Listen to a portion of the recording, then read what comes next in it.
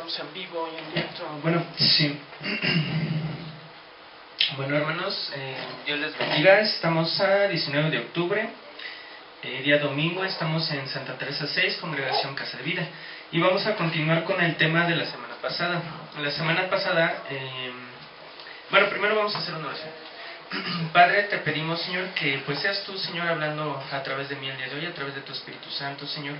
Y pues que todo sea de edificación, Padre. Tu palabra dice que conoceremos la verdad y la verdad nos hará libres. E igualmente tú nos llamas a evangelizar, a pelear ardientemente por la fe una vez dada a los santos, y a dar razón a todo aquel que nos la pida con reverencia y mansedumbre de la esperanza que vive en nosotros, Señor. Para esto pues necesitamos tener conocimiento bíblico, pero también conocimiento histórico. Tenemos que conocer también las religiones, Padre, porque pues nos vamos a encontrar con personas de estas religiones a las cuales les vamos a predicar. Y nosotros no podemos opinar de algo que no conocemos, y esto es de sabios. Entonces tenemos que conocer pues toda esta información, toda esta historia, todo este fundamento de las diferentes religiones, Padre, precisamente para evangelizar a las personas, porque de una correcta evangelización depende la salvación, Señor, sabiendo que no somos nosotros, y nosotros no podemos convencer a nadie, sino que es tu Espíritu Santo a través de tu palabra la que convence y redarguye de pecado. Por eso te pedimos, Señor, pues que seas tú obrando en cada uno de nosotros, y que todo lo que se comparte el día de hoy pues sea de edificación, sabiendo que es con la intención de prepararnos para evangelizar a las personas, primeramente pues a nuestra familia, Señor. Todo lo ponemos en tus benitas y santas manos. Te pedimos, Padre, y te agradecemos todo esto en el bendito y santo nombre de tu Hijo amado, nuestro Señor Jesucristo. Amén y amén. Amén, hermanos. Bueno, entonces estábamos viendo, nos quedamos en la diapositiva 88. No es ni la mitad. Estábamos viendo el tema del estudio de la religión católica. Hablamos, la vamos a ir viendo súper brevemente, casi sin leer, nada más mencionadas.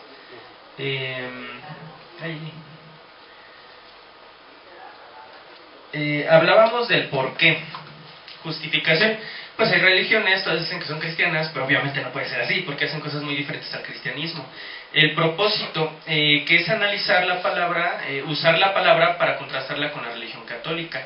Y la palabra nos llama a evangelizar y a ser discípulos, dar defensa de nuestra fe, que también se entiende por debatir. Dice la palabra que luchemos ardientemente por la fe, siempre con reverencia y mansedumbre. Y aclarando lo que es un debate diferente de una contienda. Un debate no es un pleito, es dar argumentos racionales, sustentados para defender un punto de vista, obviamente todo en el ámbito bíblico. Y contienda no, así es pelear, gritar y cosas así. Entonces es sano debatir. Y también hablábamos de cuando se debate, hay dos maneras de debatir. Tú puedes traer la verdad en tu boca, pero si lo dices con celos amargos, con tensión, o sea, pleito, soberbio, terrenal, animal, esto le llama la palabra que es sabiduría, sí, pero es diabólica. Hay perturbación, hay división, mientras que si tú traes la verdad en tu boca, la verdad entiéndase por la palabra de Dios, y lo dices de manera pura, de manera pacífica, de manera amable, de manera benigna, misericordioso, con buenos frutos, sin hipocresía, esa es la sabiduría que viene de lo alto. Entonces eso es lo que tenemos que hacer. Entonces el estudio era ¿qué es la religión católica? Pues es una religión que se denomina como cristiana, y su fundamento está en Mateo 16-18, donde a su entender de los católicos, Jesús le da a Pedro la autoridad de la iglesia, y para los católicos esta autoridad se hereda, es decir que Pedro era la máxima autoridad, y su autoridad la heredó a su sucesor, y su sucesor a su sucesor, así hasta el Papa el día de hoy. En eso se fundamenta, y vemos que dicen que es la unión, ellos como ingleses son la unión de Dios con los hombres, son trinitarios, dicen que tienen su fe en Cristo, su fundación dicen que fueron fundados por Jesús a través de Pedro, hablan de la sucesión apostólica que era Pedro y fue dejando sucesores hasta el día de hoy, como que el Papa fuera el apóstol Pedro, digamos.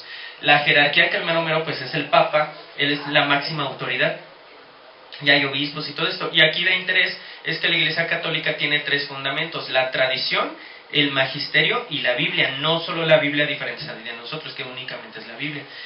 También obviamente los caracteriza el culto a las imágenes y un dogma que es la infalibilidad papal, donde el Papa, cuando da una doctrina fundamental, él está exento de error. O sea, si él dijo que, no sé, María ascendió, por ejemplo, que es un dogma de hecho que el Papa puso, nadie lo puede cuestionar. Y ahí vemos que es un dogma, proposición tenida por cierta, como principio innegable, indiscutible y obligado. O sea, eres católico, sí, y si él ya puso un dogma, no lo puedes cuestionar, estás obligado a creerlo.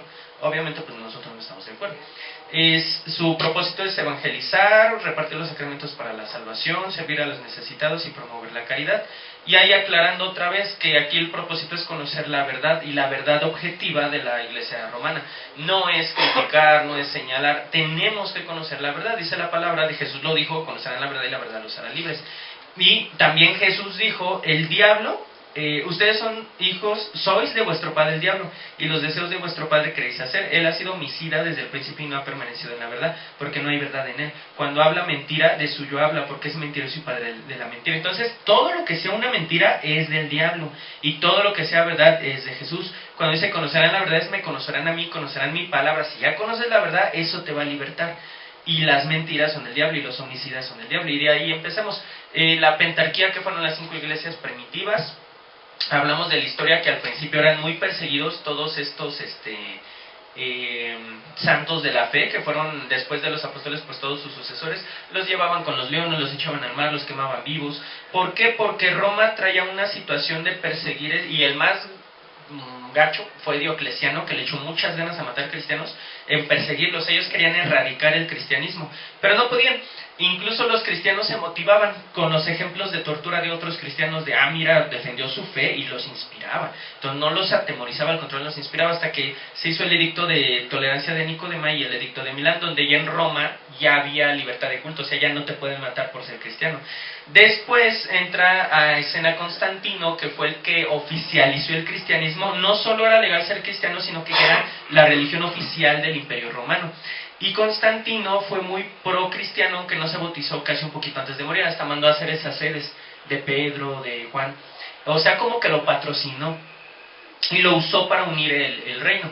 Pero como había diferentes opiniones en esos tiempos, unos cristianos pensaban una cosa, otros otra cosa, el obispo Ocio de Córdoba le dijo a Constantino, oye, reúnelos a todos para que se pongan de acuerdo y tengamos una sola fe. Y esos son los llamados concilios ecuménicos. En esos concilios se hace una declaración de fe y todos se ponen de acuerdo. Y todos los que no estén de acuerdo, a ellos se les va a llamar herejes. Entonces, el mismo Teodosio el Grande puso el edicto de Tesalónica, donde decía que toda Roma tiene que ser cristiano, y a estos cristianos se les va a llamar cristianos católicos, entendiendo que la palabra católico quiere decir universal, pero es una palabra que la Iglesia Católica Romana se apropió, pero es universal. Es como si la Iglesia de Cristo es católica, pero cambia la palabra, la Iglesia de Cristo es universal, sí, sí es universal. La Iglesia de Cristo es católica, sí, pero no católico-romana, que es lo que es diferente. Entonces hablábamos igual del magisterio y los concilios. El magisterio se entiende por el Papa y los obispos meros. Ellos son el magisterio, que es un gobierno y enseñanza de maestros que ejercen sobre sus discípulos. Entonces propiamente el Papa es el magisterio junto con los obispos, ¿vale? Entonces, si yo digo, ¿a qué te refieres cuando dices magisterio? El Papa y los obispos, ellos son el magisterio. ¿Y qué función tiene el magisterio? Para la doctrina católica son los únicos que pueden interpretar la Biblia. Entonces, toda enseñanza oficial tiene que venir del magisterio. Por tanto, desde aquí ya se ve que el magisterio está por sobre la Biblia. O sea, si el magisterio dice, es... y después anduvimos hablando de qué es un concilio, los primeros concilios, que el de Jerusalén está en la Biblia, ahí estaban los apóstoles. Anduvimos viendo de la pentarquía, que se reunían los principales de estas iglesias para estos concilios. El concilio, el primerito fue el de Nicea del 325, donde se puso la postura trinitaria. Pero desde aquí lo que está en rojo, desde ese primer concilio empezaron a prohibir que un hombre viviera con una mujer, cuando la Biblia dice que no deben hacer eso. Dice, espíritus engañadores y doctrinas de demonios, por la hipocresía de mentirosos, que teniendo cauteridad de la conciencia prohibirán casarse. Entonces nos vemos como desde ese año se empezaron a desviar, y se fueron desviando de poco a poquito, concilio tras concilio, tras concilio, tras concilio.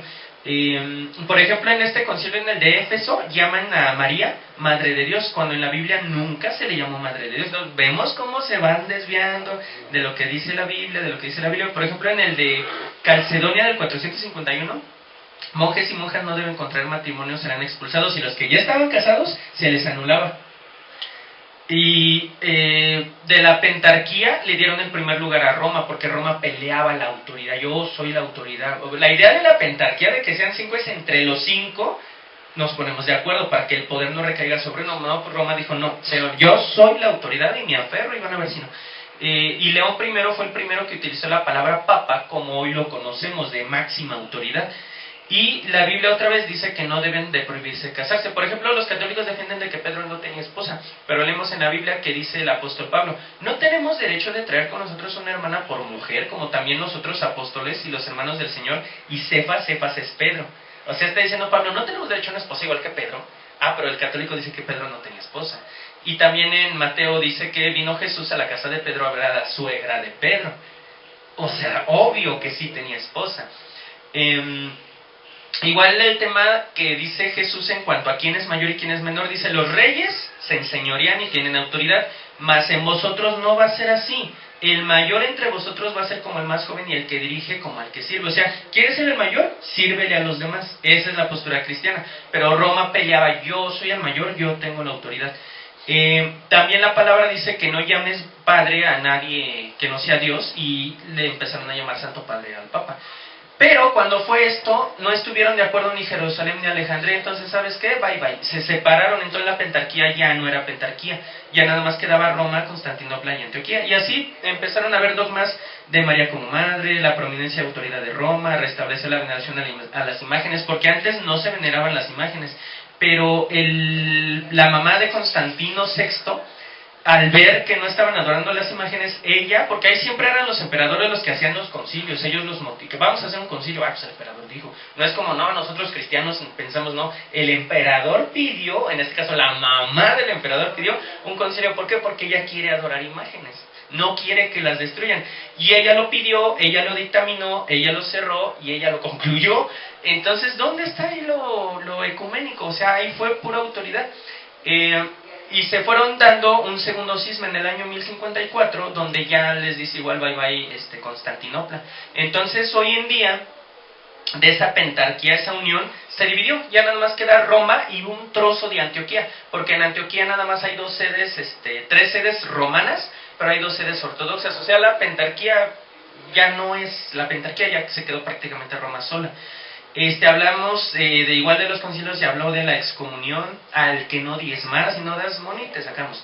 La transubstanciación, la confesión obligatoria con el sacerdote, la destrucción de los caballeros templarios, la contrarreforma, que fue ya cuando estuvo Lutero, y la infabilidad papal. Ahí lo que vemos es cómo se fue desarrollando año tras año cada dogma conocido de la Iglesia Católica, porque los católicos dicen: no, la única iglesia que ha permanecido igual desde... No es cierto. O sea, se fue modificando y modificando y modificando y modificando y modificando hasta lo que conocemos hoy.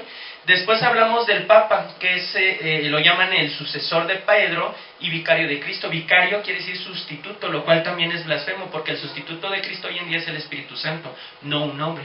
Y hablábamos de la sucesión apostólica, donde la autoridad de los apóstoles en Cristo ha llevado una línea interrumpida a través de la imposición de manos. Es decir, ellos entienden que Jesús le dijo a Pedro: tú eres la autoridad máxima.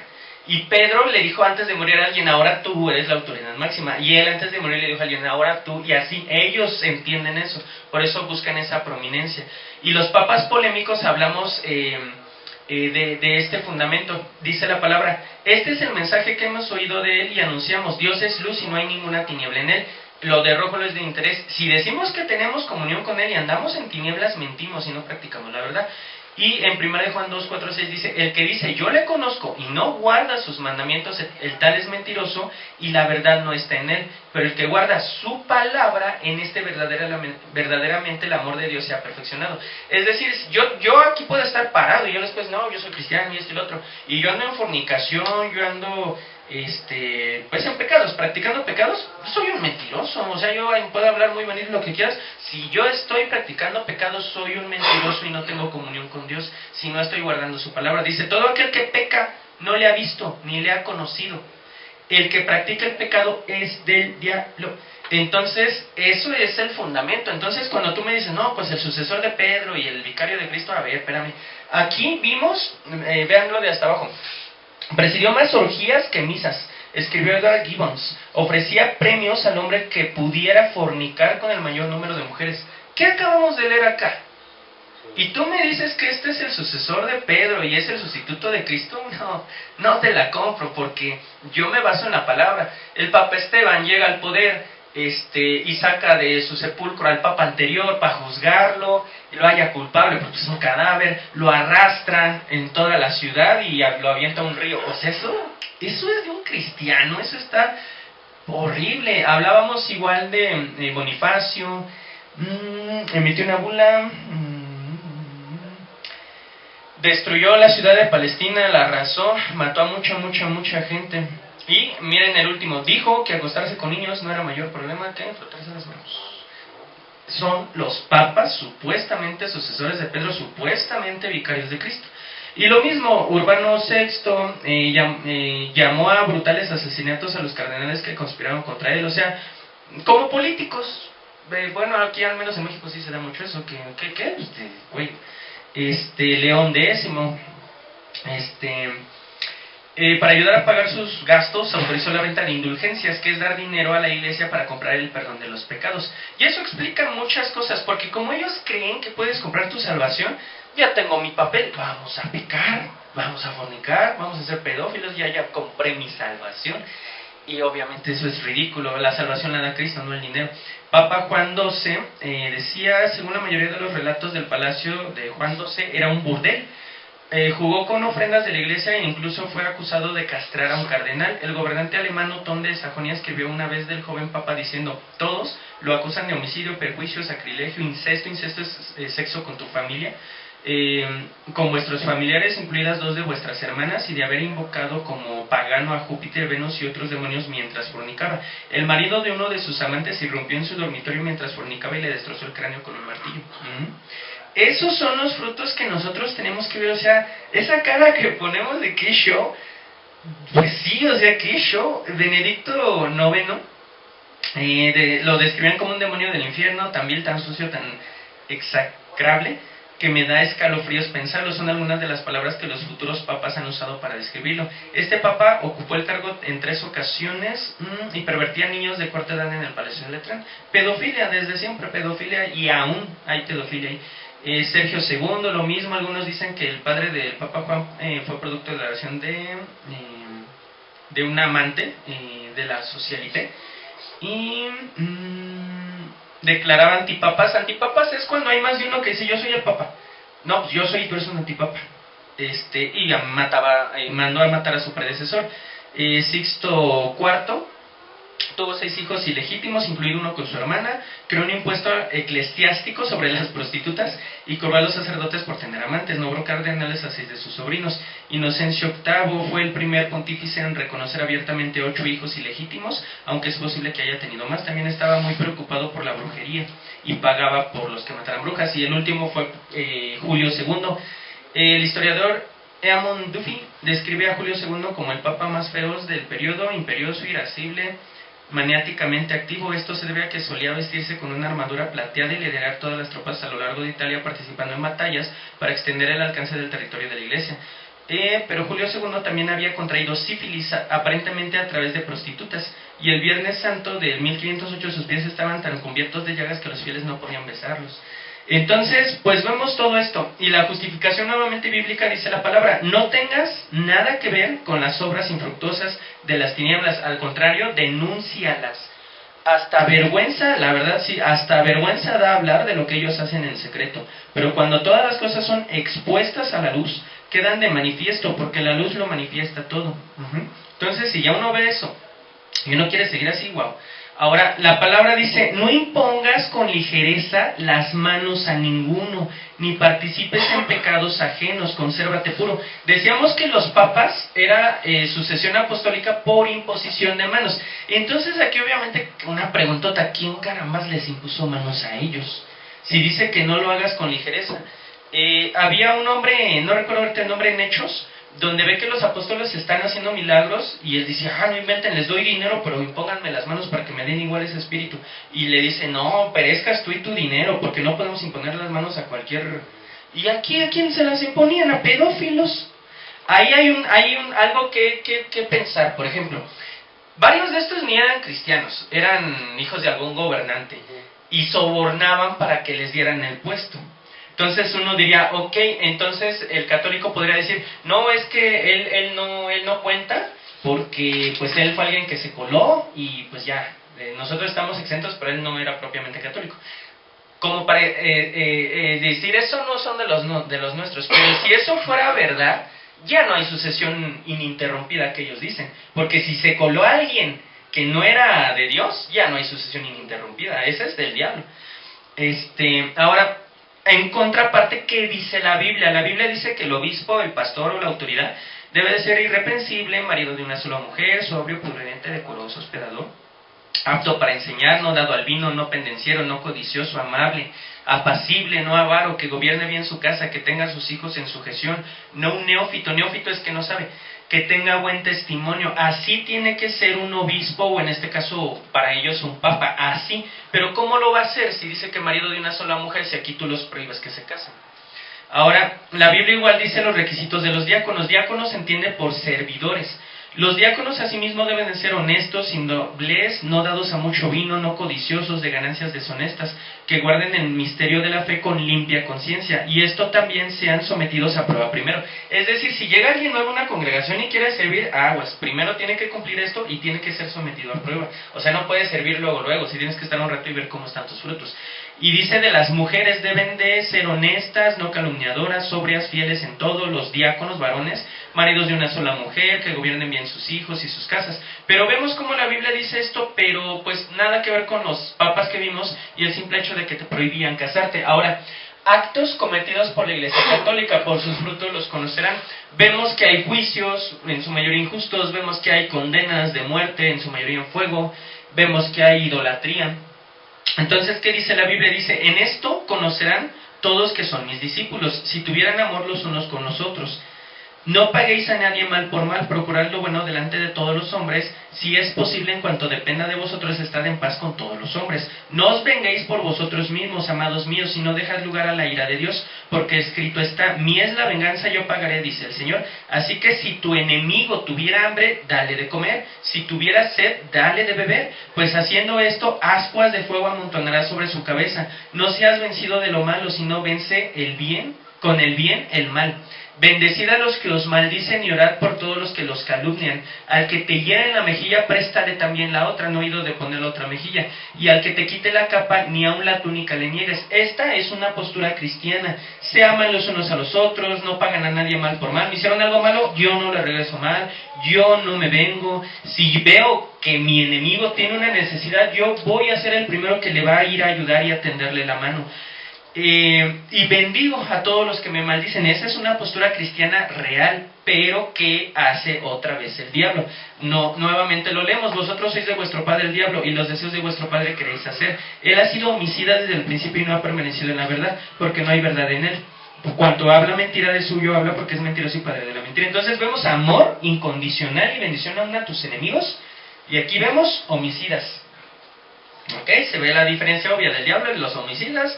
El amor bonito, amarse los unos a los otros de Dios. Vamos a ver qué hacía la Iglesia Católica. La Santa Inquisición fue, y santa entre comillas por obvias razones, fue una institución eclesiástica de Iglesia Católica con raíces en el siglo XII, creada para investigar y castigar la herejía y la decencia religiosa, principalmente dentro de España y sus colonias. Su objetivo era mantener la ortodoxia católica mediante interrogatorios, torturas, en casos graves la ejecución de los acusados. La Inquisición española, establecida en 1478, se disolvió definitivamente hasta 1834. Entonces, la Inquisición es, ¿alguien no está de acuerdo con lo que estamos diciendo? Ok, vamos a hacerle un juicio. En este juicio lo vamos a torturar, lo vamos a interrogar, a ver qué tenemos. Y la mayoría de las veces, si tú torturas a una persona de la manera, digámosle, correcta, puedes hacer que declare lo que tú quieras, lo que tú quieras, lo que tú quieras. Porque prefieren que cese la tortura y lo maten a seguir siendo torturado. Entonces, aquí sí hay que aclarar una cosa, y los católicos lo mencionan y tienen razón. No mataron a tanta gente como uno creería. O sea, sí mataron un montón, pero no fue tantísima, que no se excusa. Y otra cosa muy interesante, después de la Reforma Protestante, los protestantes también mataron un montón de gente, hasta más que los católicos. Pero ahí la diferenció totota. Es que nosotros, como protestantes, que son todos los no cristianos, ¿cómo les diré? Yo no idolatro a Lutero, él no es mi líder, yo no lo voy a defender. Si él hizo algo malo, perfectamente lo pueden señalar y decir, eso estuvo mal, y hay muchas cosas que hizo que estuvo mal, pero yo no lo voy a defender. A mí, si me vas a juzgar a mí, es a mí y a mi congregación. ¿Qué estamos haciendo en mi congregación? Eso es, tú tienes que opinar de acuerdo, porque si a mí me quieres achacar los muertos que tuvieron los primeros protestantes, no puedes, porque yo no tengo una línea como que fuéramos una sola institución con ellos, mientras que los católicos sí, son una institución, y el católico tiene que defender las aberraciones de todos los católicos. Y nosotros como cristianos, ¿un pecador, alguien que dice ser cristiano y está practicando pecado? No. La palabra es clara, si practicas pecado eres del diablo, independientemente si te congregas conmigo. Ahora, ejecuciones de la Iglesia Católica.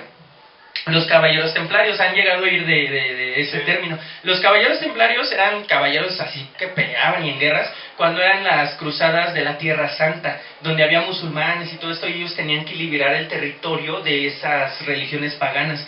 Pero mataban gente, pero lo hacían y lo hacían bien y se rifaban el físico.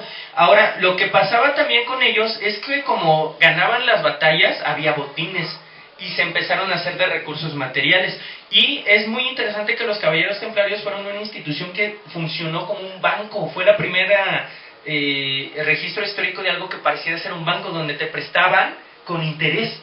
Y eso hizo que tuvieran más poder económico. Y eran una institución muy querida, muy reconocida. Pero el problema fue que la Iglesia Católica tenía deudas con los caballeros templarios y no las podían pagar y no las querían pagar. Entonces, ¿qué pasó? El último gran maestre fue Jacques de Molay, así se pronuncia, que me parece, último gran maestre, que era el mero de los caballeros templarios.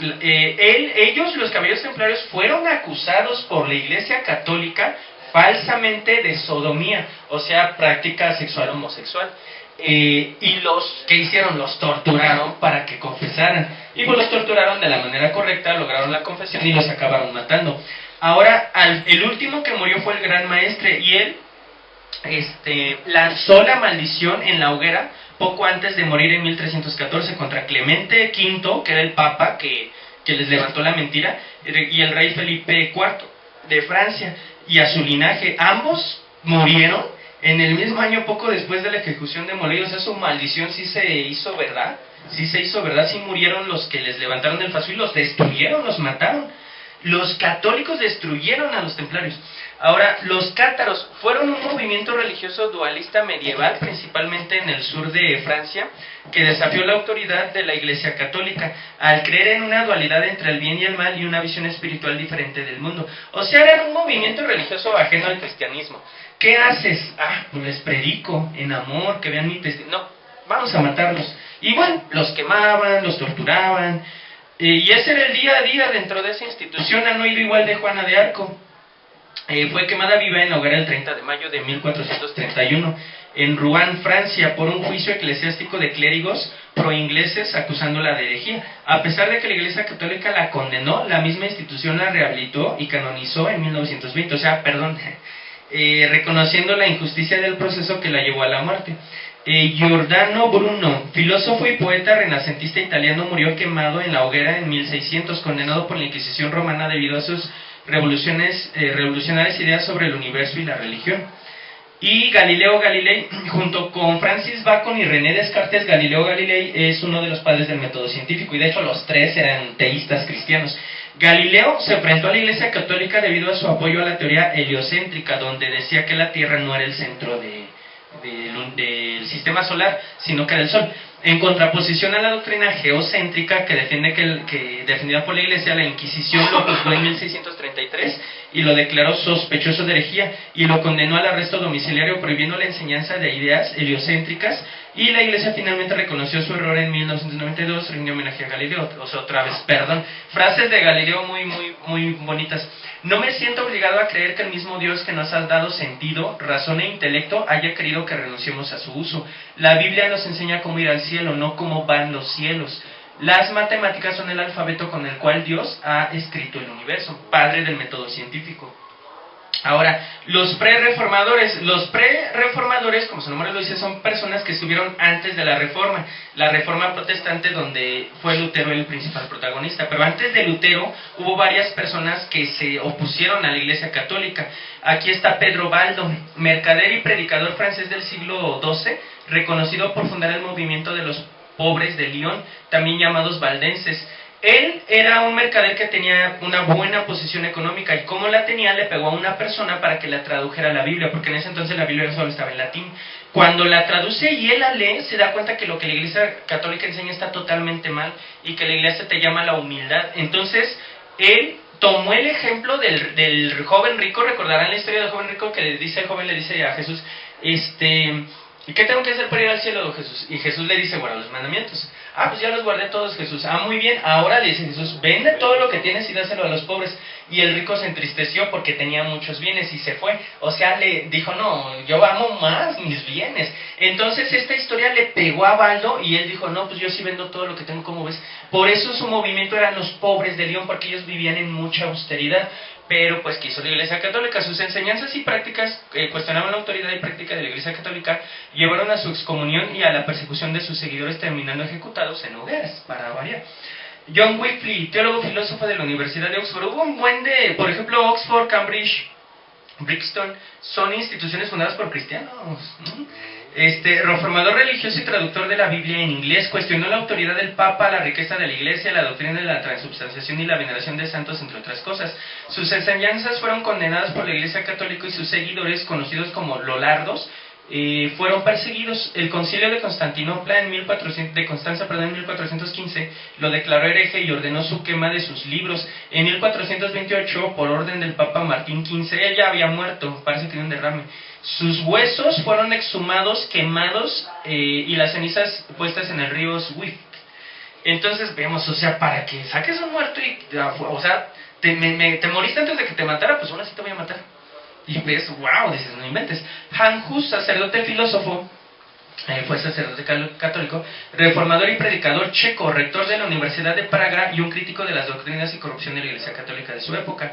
Criticó la venta de indulgencias, la autoridad papal y la corrupción dentro de la Iglesia. Defendió la supremacía de la Biblia sobre la autoridad papal y promovió una visión más espiritual y menos ritualista de la religión. Sus seguidores se hacían llamar husitas. Fue acusado de herejía por el Concilio de Constanza y condenado a muerte en 1415 también. Girolamo Savonarola, fraile dominico italiano, predicador y reformador, conocido por sus sermones contra la corrupción moral de la Iglesia y el gobierno de los Medici. Los Medici hasta tienen una serie en Netflix. Su objetivo era purificar la Iglesia y la sociedad, llamando a un retorno a la fe y a una vida más austera. A sus seguidores les llamaban los Piagnoni, que quiere decir los llorones. Sus críticas a la Iglesia y al Papa Alejandro VI le llevaron a ser excomulgado. Finalmente fue derrocado, acusado de herejía y ejecutado públicamente en fuego en 1498. Entonces, si se dan cuenta, ninguno de ellos pedía nada fuera de lo común. Pedía santidad, pedía, sujétate a la Biblia, deja de lucrar con la fe, te mato. Esa era la postura de la Iglesia Católica. No, te mato, ¿no estás de acuerdo? Te mato. Bueno, primero te torturo, luego te mato. Y Lutero, ¿quién no conoce ese nombre? La Reforma Protestante comenzó en 1517 con la publicación de las 95 tesis de Martín Lutero en Wittenberg. Él llegó y clavó ahí para que lo vieran. Y un ataque que hacen los católicos es, no, es que el Día de Brujas es el mismo día que Lutero hizo para poner... y sí, pero ¿por qué? Porque al otro día era el Día de Todos los Santos, que es una fiesta católica. Y en el Día de Todos los Santos todos iban a ir a Wittenberg. Entonces Lutero dijo, como mañana vienen todos, las voy a clavar hoy para que mañana todos lean estas 95 tesis. Cuando uno lee esas 95 tesis, él habla de que la Iglesia tiene que regresar a su fundamento bíblico, de que tienen que vivir con santidad. O sea, Lutero nunca buscó una división de la Iglesia, él buscó reformar, por eso se llama Reforma Protestante, reformar la Iglesia, protestó por reformar, porque de verdad se haga como la palabra dice, no formar otra religión. Motivado por la corrupción y los abusos dentro de la Iglesia Católica, el descontento social y político y la venta de indulgencias, la vida lujosa del clero y la falta de atención espiritual, y el príncipe Federico de Sajonia organizó el secuestro simulado de Martín Lutero para protegerlo tras la dieta de Worms y lo escondió en el castillo de Wartburg. Ahora, cuando él se puso en este plan, hicieron la dieta de Worms. La dieta de Worms es un juicio que se le hizo a Lutero, un juicio católico que se le hizo a Lutero, buscando que él se retractara y abandonara sus enseñanzas heréticas, según ellos. Y lo vamos a ver. Esa fue la Dieta de Worms, donde un concilio, un jurado católico buscaba que Lutero se retractara públicamente. Cuando él se niega, obviamente, para variar, la Iglesia Católica buscaba matarlo. Por eso, el príncipe Federico, el sabio, lo secuestró. Todos creyeron que ya lo habían matado, pero lo secuestró para que no lo mataran. Y por eso no lo mataron, si no se lo hubieran matado. ¿Vale? Entonces vemos cómo se impuso. Obviamente no lo idolatramos, o sea, igual tuvo errores doctrinales obvios, pero la postura que tiene de valor ante personas que le pueden quitar la vida y él aún así decide defender la verdad bíblica, todos tenemos que tener esa postura ante cualquier situación. Entonces, aquí hay una persona que es Johann Tetzel. Él era católico y era el principal sacerdote involucrado en el tema de las indulgencias. Las indulgencias eran documentos otorgados por la Iglesia Católica que ofrecían la remisión total o parcial de las penas temporales por los pecados después de la muerte, especialmente en el purgatorio. Tetzel fue un monje dominico famoso por su intensa venta de estas indulgencias, que a menudo se vendían con fines de recaudación de fondos, como para la construcción de la Basílica de San Pedro. Y sí, la Basílica de San Pedro se financió vendiendo indulgencias, vendiendo la salvación que solo Cristo puede dar. Y eso fue una de las cosas que le molestó a Lutero. Zwinglio fue contemporáneo de Lutero, fue un líder clave de la Reforma Protestante en Suiza, fue el fundador de la Iglesia Reformada Suiza y una figura central en la tradición reformada. Zwinglio basó su reforma en el estudio de la Biblia y abogó por reformas sociales, además de las teológicas. Zwinglio murió en batalla en la guerra de Kappel, entre cantones católicos y protestantes. A mí me es muy de interés Zwinglio, porque hubo un momento donde Lutero y Zwinglio se reunieron, y había un traductor, porque no hablan el mismo idioma, porque querían unificarse para que fuera un movimiento más fuerte. Pues no, Lutero no quiso. ¿Por qué? Porque Zwinglio, de hecho, tiene más que ver con nosotros que el mismo Lutero. Zwinglio no estaba de acuerdo con la transubstanciación, ni de acuerdo con la adoración a María, igual que nosotros, y Lutero sí. Ajá, por eso les digo, nosotros no idolatramos a nadie. Y Lutero declaró: prefiero beber una copa con el Papa que con el hereje de Zwinglio. ¡Wow! Por eso nosotros no idolatramos a nadie, admiramos el coraje de Lutero, pero honestamente Zwinglio tenía una doctrina más bíblica. Cuando esto se da, los católicos aprovecharon y como vieron que no se unieron, vamos a darle crean que él solito, y pues le dieron, lo mataron. Tyndale fue un erudito y traductor inglés conocido por ser el primero en traducir la Biblia al inglés moderno. Su trabajo fue fundamental para la Reforma Protestante. Sus traducciones consideradas herejías por la Iglesia Católica fueron prohibidas en Inglaterra. Tyndale se vio obligado a trabajar en el exilio, principalmente en Alemania, donde imprimió y contrabandeó copias de su Biblia a Inglaterra. Fue arrestado en Amberes, encarcelado y finalmente ejecutado en la hoguera en 1536 por su trabajo de traducción. Por eso es lo que yo siempre digo mucho, o sea, tenemos la Biblia y no la leemos y no somos conscientes de toda la gente que tuvo que dar su vida para que tengamos ese honor, ese privilegio. Antes te mataban. Y retomamos que dijo Jesús: ustedes son de su padre el diablo, los deseos de su padre quieren hacer. Él ha sido homicida desde el principio y no ha permanecido en la verdad, porque no hay verdad en él. Cuando habla mentira de suyo, habla porque es mentiroso y padre de la mentira. Aquí vimos puros homicidios, y esa era la manera de actuar de la Iglesia Católica. Ahora, hay una parte en la Biblia donde se habla de la manifestación del hombre del pecado, donde el apóstol dice que va a haber un momento donde se va a manifestar alguien. Leemos desde las letras remarcadas: porque ese día no vendrá sin que antes venga la apostasía y se manifieste el hombre de pecado, es decir, el hijo de perdición, el cual se opone y se enfrenta a todo lo que se llama Dios y es objeto de culto. Llega al grado de sentarse en el templo de Dios y de ocupar su lugar haciéndose pasar por Dios. Dice: se manifestará ese malvado, lo hemos remarcado nada más. La llegada de este malvado, que es obra de Satanás, vendrá acompañada de gran poder y de señales y de prodigios engañosos y con toda falsedad e inequidad para los que se pierden, por no haber querido recibir el amor de la verdad para ser salvos. Y dice: condenados todos los que lejos de creer en la verdad se le deleitaron en la injusticia. Para los prerreformadores, dice, los reformadores y protestantes y muchos evangélicos a lo largo de la historia han interpretado que el hombre de pecado de Segunda de Tesalonicenses se refiere al papado. Esta interpretación sugiere que el papado encaja con la descripción de un poder que se opone a Dios y se sienta en el templo de Dios, la iglesia, exaltándose a sí mismo y haciendo lo que se le adore. Y pues sí, honestamente sí cuadra con que sea el papado. Ahora, el Papa y la Iglesia Católica Romana reciente, ahorita vimos sus antecedentes, pero quizás ya cambiaron, quizás ya están en santidad, pues quizás no. Dice, aquí vemos la jerarquía, el mero es el Papa, de ahí siguen los cardenales, que un cardenal puede aspirar a ser Papa. De ahí siguen los obispos y también hay otros que se llaman arzobispos, como que un punto intermedio entre cardenal y obispo. Entonces vemos, por ejemplo, a Theodore McCarrick, un caso que él ejecutó desde 1970 hasta 1990. Católico estadounidense, fue arzobispo, o sea, arriba del obispo, y cardenal, abajo del papa, o sea, no es un sacerdote nada más, para que no, es que son los sacerdotes, no. Esto está hasta la mera cumbre del catolicismo. Cardenal, fue arzobispo de Newark entre 1986 y 2000 y arzobispo de Washington, acusado de inducir a novicios a tener relaciones sexuales. Fue dimitido del cardenado por el Papa Francisco en 2018.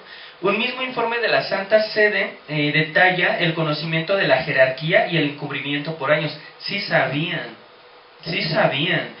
¿Por qué nunca hay casos donde entre los católicos exponen a alguien? No hay. Siempre es porque alguien, un civil o alguien ya te denunció y ya, pues ya qué, ya te amolaste. Pero ellos no denuncian, ellos no lo dicen. George Pell, igual cardenal en esos años, a partir del 2002 se enfrentó a acusaciones recurrentes de abuso sexual, aunque su posterior condena por abuso sexual fue anulada en apelación ante el Tribunal Superior de Australia. Otro cardenal que dijimos son los número 2, no es cualquier cosa. Y Jean Pierre Richards, el cardenal arzobispo emérito de Burgos, emérito es que ya lleva tiempo y ya es como máster. En noviembre del 2022 el cardenal generó una gran conmoción en Francia tras confesar públicamente que 35 años atrás, mientras ejercía el párroco de Marsella, había abusado sexualmente de una menor de 14 años. A pesar de que no se presentó ninguna denuncia, la justicia francesa abrió una investigación preliminar. El procedimiento fue archivado en febrero del 2023 por la Fiscalía de Marsella al haber prescrito el delito. Y esto es muy importante. La situación es que, dependiendo del país, los delitos prescriben, o sea, caducan. Tú mataste a alguien, sí, pero fue hace 30 años, ya caducó el delito. Ah, sí, ya no te vamos a hacer nada. Y por eso un montón de violadores andan ahí, porque prescribieron. ¿Por qué? Porque, bueno, ahorita igual y más fácil, pero imagínense, hace 30, 40 años denuncia a un picudo de la iglesia que te violó. ¿Quién te va a creer? Lo único, y si tus papás son fanáticos católicos, ni ellos. Eso lo vimos con los testigos cuando vimos el tema. El caso de Boston en Estados Unidos en el 2000, involucrados numerosos sacerdotes, de arquidiócesis de Boston que abusaron sexualmente de niños, y el encubrimiento del cardenal Bernard Law y otros líderes. Solo dimitió el cardenal, otra vez, es un cardenal, es el número 2, y él ya sabía, y se encubrieron. Solo dimitió el cardenal, el resto de sacerdotes fueron demandados. Y ya bajamos el nivel de cardenales a obispos. Gustavo Sancheta, condenado por la justicia civil de 4 a 6 años de prisión por abuso sexual de 2 seminaristas. Robert W. Finn, obispo de Kansas en Estados Unidos, condenado por tribunal estadounidense por ocultar pruebas de un posible caso de abuso sexual cometido por un sacerdote de su diócesis. Lo ocultan. Y otra muy obvia que tenían, y está registrada en la historia, cambian de sede. Chin, ya me cacharon, soy pedófilo. No pasa nada, te vamos a pasar a este lado, pero sé más discreto en lo que hagas. Así actuaban. Hasta la JW así actúa. Michel Sentier, obispo en Francia, renunció después de ser acusado de abuso sexual de 2 hombres jóvenes, entonces menores de edad, en la década de 1990. Casos de abuso de Irlanda del 900 al 999. Abusos sexuales en instituciones católicas, escuelas, orfanatos, lavanderías de la Magdalena, que con el consentimiento e encubrimiento por parte de la jerarquía causó dimisiones de obispos y las disculpas públicas del Papa Francisco. Bueno, gracias que te disculpaste, eso arregla todo. Entonces vemos cómo todos se han involucrado. Ahora, Maciel, degollado, a esto fue aquí en México, de 1970 a 1990.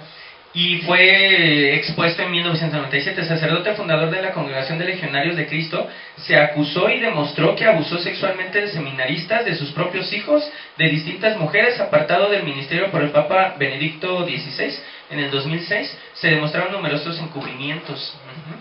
En Chile, Fernando Caradima, sacerdote con abusos sexuales comprobados, y aún así fue defendido por los obispos chilenos, especialmente por Juan Barros. Caradima fue expulsado del sacerdocio y el Papa Francisco pidió la renuncia de todos los obispos chilenos.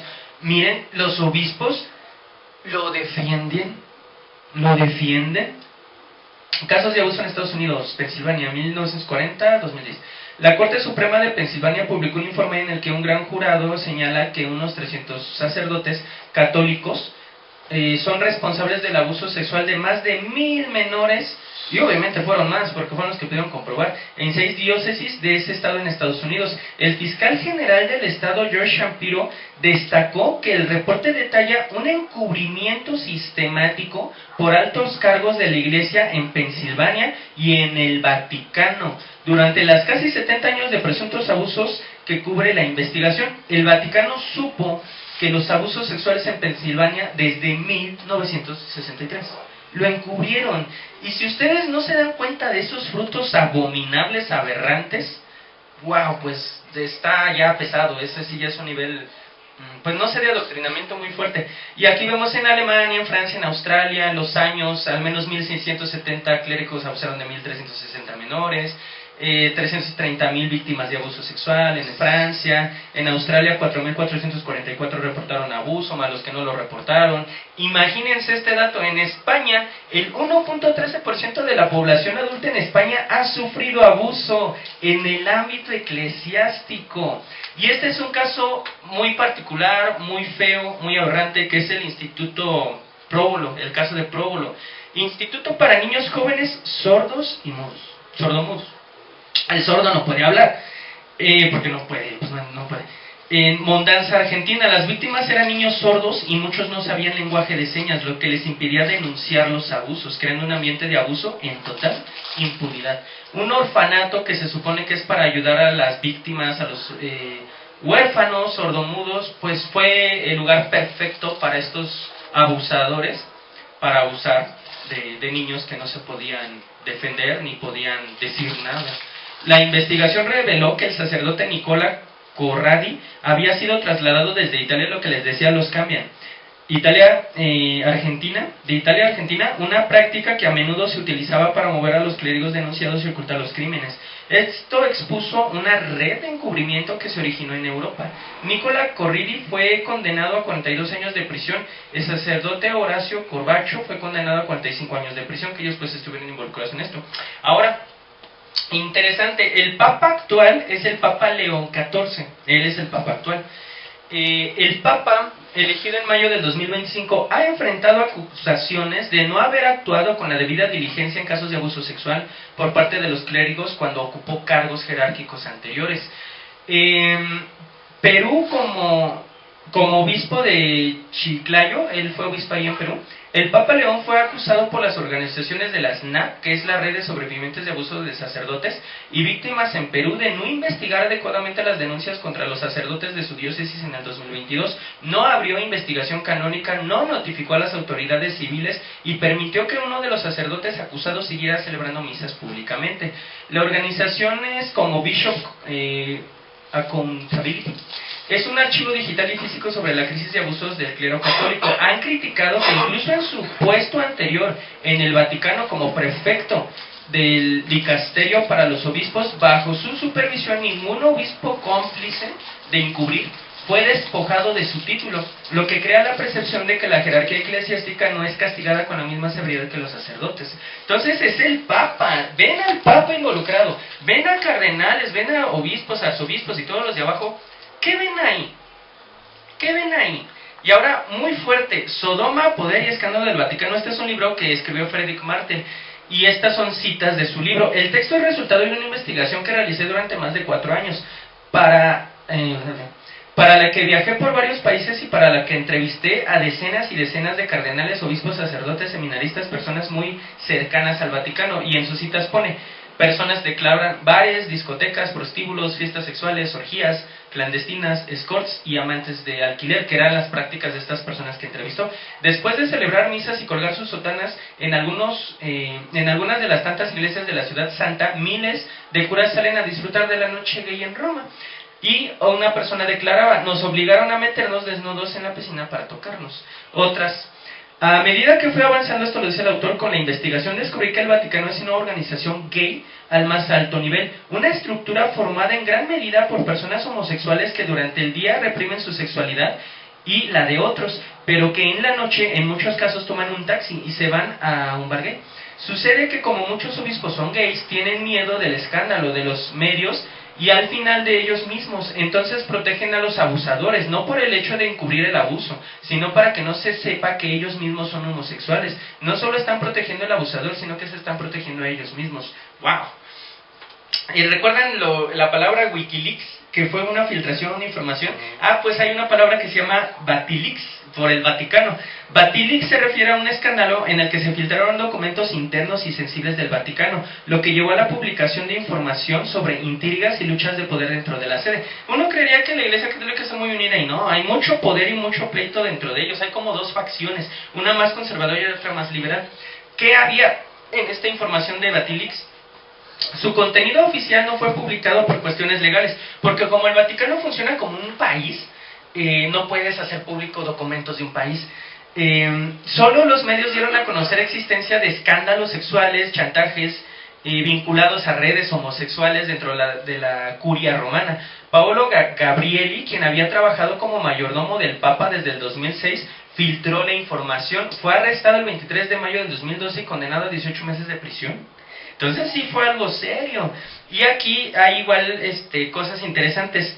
Declaraciones de algunos papas. Aquí se declaró que Jesús no es el único camino. A eso le llamamos ecumenismo.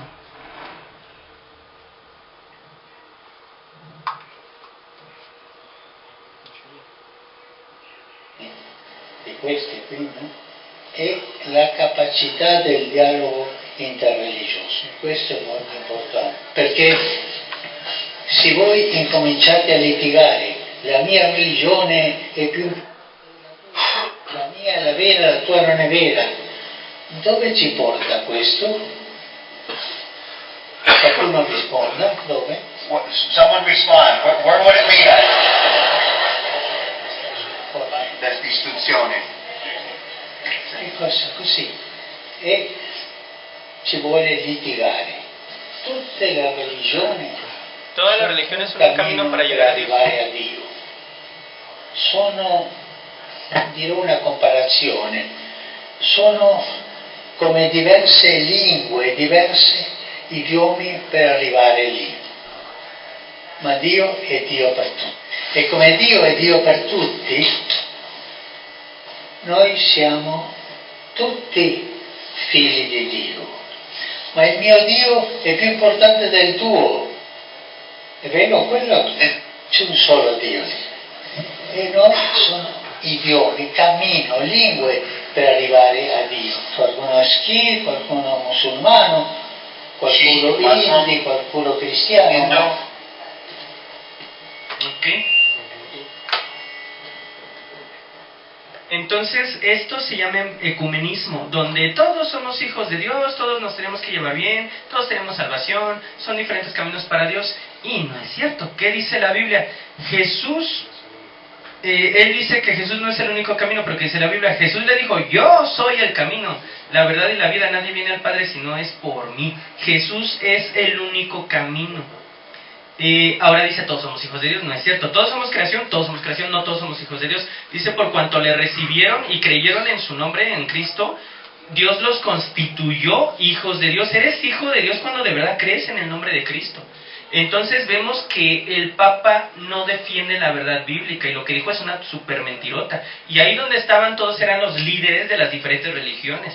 hindúes, que son politeístas, musulmanes, que de hecho ahorita están mate cristianos los musulmanes, los cristianos verdaderos, obvio un católico nunca lo van a tocar porque, ¿para qué? En el sentido de que ellos no profesan a Cristo. Otra declaración, pues Jesús fue un alcahuete, al no cumplir la ley de lapidar a la mujer, lo dijo el Papa.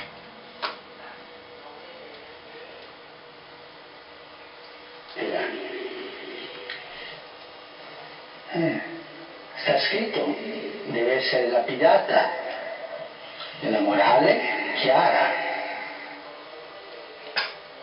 e non rigida, quella non è rigida, è una morale chiara. Deve essere lapidata. Debe ser lapidada, está escrito en la ley, es lo que dice. Il sacro del matrimonio, la fedeltà, Gesù è, questo è chiaro. Por el sacramento del La parola matrimonio. è adulterio, è chiaro. E Gesù Y Jesucristo si fa actuando un como po' un lo scemo, tonto, dice, y dejando pasar el lascia tiempo, passare il escribiendo en el tempo, suelo, scrive, le llamó tonto, e poi portándose como un alcahuete. incominciate. ¿Mm? Il primo di voi che non Argumentando avete que él estuviera libre de pecado, que arrojara la primera piedra. Jesucristo ha quebrantado la ley. ¿Mm? Bueno, pregunta. No afirma, pregunta. Si sono andati via, Si son los mandatos, mandamientos. incominciati da Y noi. Jesucristo de alcahuete perdonando como un inmundo. ¿Mm? Entonces aquí su maestro, en su tiempo él ya no está obviamente, llama a Jesús tonto, llama alcahuete y lo llama inmundo. ¿Mm? ¿Qué dice la Biblia? El que oye mis palabras y no las guarda, yo le he juzgado, pero no te he venido a juzgar al mundo, sino a salvar al mundo. Cristo nos hizo libres para que seamos libres, mantengámonos pues firmes y no se sometan otra vez al yugo de la esclavitud. Si confesamos nuestros pecados, Él es fiel y justo para perdonar nuestros pecados y limpiarnos de toda maldad. Así también nosotros, hermanos míos, habéis muerto en la ley mediante el cuerpo de Cristo, para que seáis de otro, del que resucitó de los muertos, a fin de llevarnos fruto en Dios. Ella dijo, ninguno, Señor. Entonces Jesús le dijo, ni yo te condeno, vete y no peques más. Entonces Jesús no vino a condenar, vino a salvar. En esta vida, si en esta vida no lo aceptas y te mueres sin aceptarlo, si llegas condena, ya te dieron la opción y no la tomas.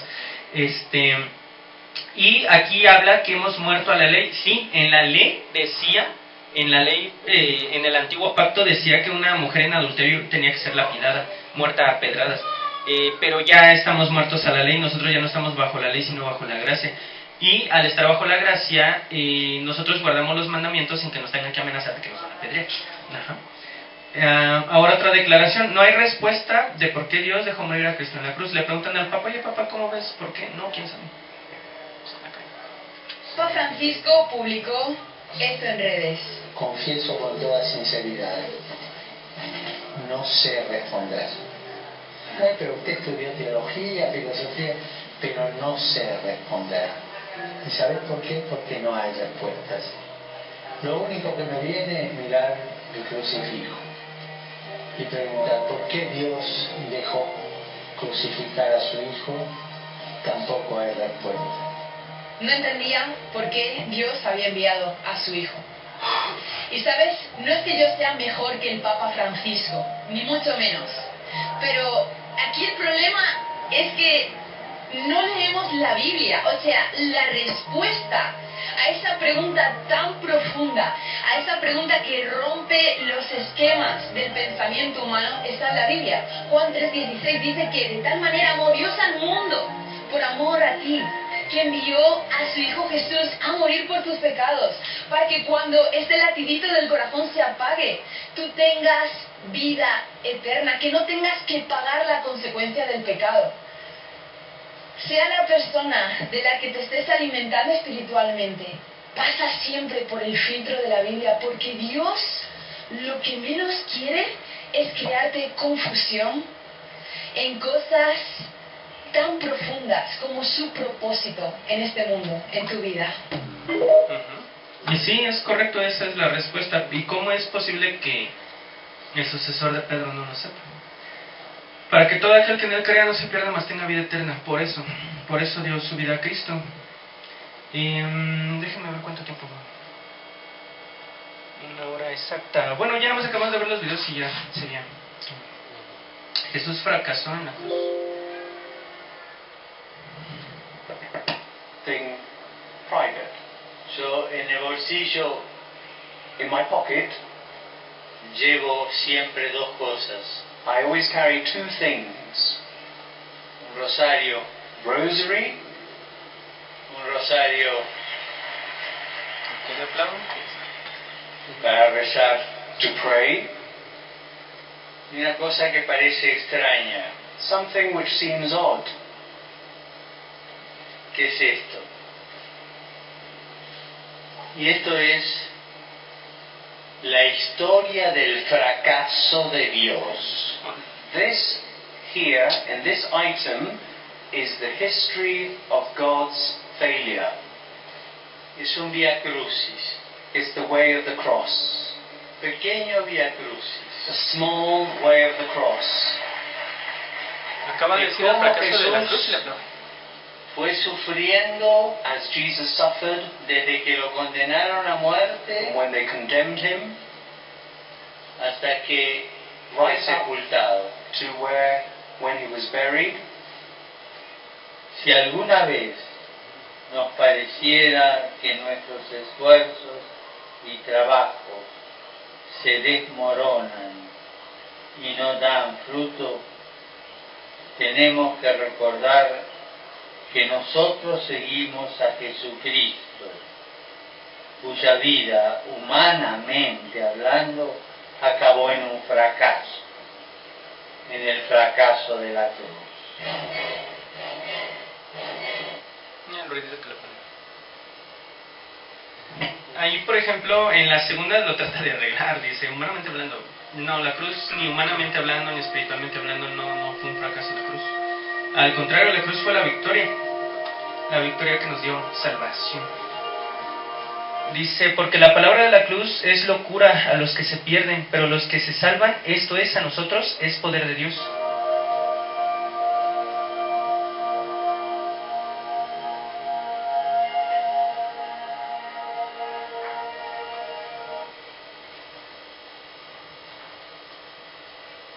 Dice Colosenses 2:15, y despojando a los principados y a las potestades, los exhibió públicamente, triunfando sobre ellos en la cruz. La cruz fue el triunfo de Cristo, porque dice la palabra, porque Jesús fue obediente hasta la muerte y muerte de cruz, por lo cual Dios lo exaltó hasta lo sumo. Esa era la prueba máxima para Jesús, y al pasarla, Dios lo exaltó. Entonces, triunfó en la cruz, y por su obediencia y por su muerte en cruz nosotros fuimos hechos salvos e hijos de Dios. Entonces, wow, fue un triunfo rotundo, y eso no está a discusión. Dice la palabra, porque la cruz es lo que acabamos de leer, triunfando sobre ellos en la cruz, es lo que acabamos de leer. Y creo que este ya es el último. Sí, ya es el último. Dice, nuevas indulgencias. ¿Se acuerdan que eran las indulgencias? Vendemos la salvación. ¿Nuevas indulgencias? Estoy enfrente de unos escapularios de la Virgen del Carmen. Los que mueran con el escapulario puesto no hay nada en el infierno. Por eso, si lo tienes puesto, no te lo quites, y si no lo tienes, púntelo, para que puedas ir al cielo. El 16 de julio es su fiesta, es patrona de los carmelitas, entre ellos grandes santos como Santa Teresa y San Juan de la Cruz. Y conviene que los que pertenecen al club de la Virgen del Carmen lleven siempre puesto este escapulario. La salvación no está en un escapulario. La salvación está en Cristo. Solus Christus. Amén. Estoy enfrente de... Ajá. Entonces, pues bueno, cuando he llegado ayer, por ejemplo, a la casa de Majito y su mami, luego pues estamos viendo las noticias, y entre los comerciales salen que te pongas el rosario de no sé qué, que te va a dar la salvación de no sé cuál, que está bendito por el Papa de no sé qué, que ya le echaron agua bendita por módicos no sé cuántos pesos. Wow. Indulgencias ya no las llaman, pero es exactamente lo mismo, vender una falsa salvación que obviamente pues una cosa material no te va a dar salvación. Bueno, pues Dice la palabra, porque por gracia sois salvos. Ay, por gracia sois salvos por medio de la fe, y esto no de vosotros, pues es don de Dios, no por obras para que nadie se gloríe. Bueno, entonces ahí le dejaremos. Hasta aquí lo que hemos visto es historia, hechos, acontecimientos, pero lo que sigue es, ahora sí, analizar las bases doctrinales y creencias y prácticas de la Iglesia Católica a la luz de la Biblia. Por ejemplo, lo primero que vamos a ver es, ¿qué show con el Papa de la Asociación Apostólica? ¿Hay un fundamento bíblico? ¿No lo hay? ¿En qué se basa? ¿Qué dicen ellos? ¿Qué decimos nosotros? ¿Qué decían los padres de la Iglesia primitiva? ¿Qué dijo Pedro? Que es según con él al que se le puso este show. Entonces va a estar muy interesante porque aquí sí ya es entrar totalmente a tema doctrinal. Pero aquí lo que pudimos ver totalmente son los frutos de esta religión. Hemos visto homicidios, hemos visto abusos, hemos visto mentiras, hemos visto encubrimientos, pedófilos desde el Papa hasta para abajo. Y la palabra dice, por sus frutos los conocerán, y los frutos son evidentes. Por eso al principio les había puesto ese versículo que justifica el por qué estamos haciendo esto. Esto no es de exhibir, esto es de obedecer la palabra. Decía la palabra, ¿dónde? Aquí. No tengan nada que ver con las obras infructuosas de las tinieblas, al contrario, denúncienlas. Hasta vergüenza de hablar de lo que ellos hacen en secreto, pero cuando todas estas cosas son expuestas a la luz, quedan de manifiesto, porque la luz lo manifiesta todo. Si tú conoces todos estos frutos, todas estas obras de esta religión, de sus papas, y crees que esto representa a Cristo, pues tienes una idea muy equivocada de lo que Cristo es, de lo que Cristo enseñó, del fundamento apostólico real de la Biblia. No representa a Cristo en absolutamente nada. ¿Vale? Entonces, pues esto es para que sea de bendición, de edificación, para que llevemos esa verdad, porque hay muchas personas que por su desconocimiento profesan esta religión y no saben.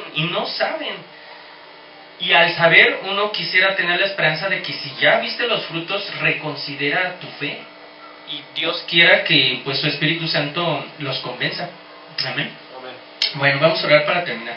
Padre, te damos gracias, Señor, por el tiempo que permitiste ahorita de enseñanza. Te damos gracias, Padre, porque pues tú pones en nosotros el creer como el hacer. Tú, pues al ser nuestro Señor, nosotros simplemente somos esclavos que nos sujetamos a lo que tú dices. Por eso siempre todo el mérito de todo lo bueno que podemos hacer es para ti, no para nosotros. Todo viene de ti y es por ti y es gracias a ti, Padre. Pues te pedimos que lo que aprendimos hoy realmente nos mueva, realmente nos toque, que nos lleve a cuestionarnos por qué estamos o estuvimos o mis familiares están o estuvieron en esta situación, porque todos sin excepción tenemos seres amados que amamos, que están dentro de esta institución creyendo que esto les da salvación cuando no es así, Padre.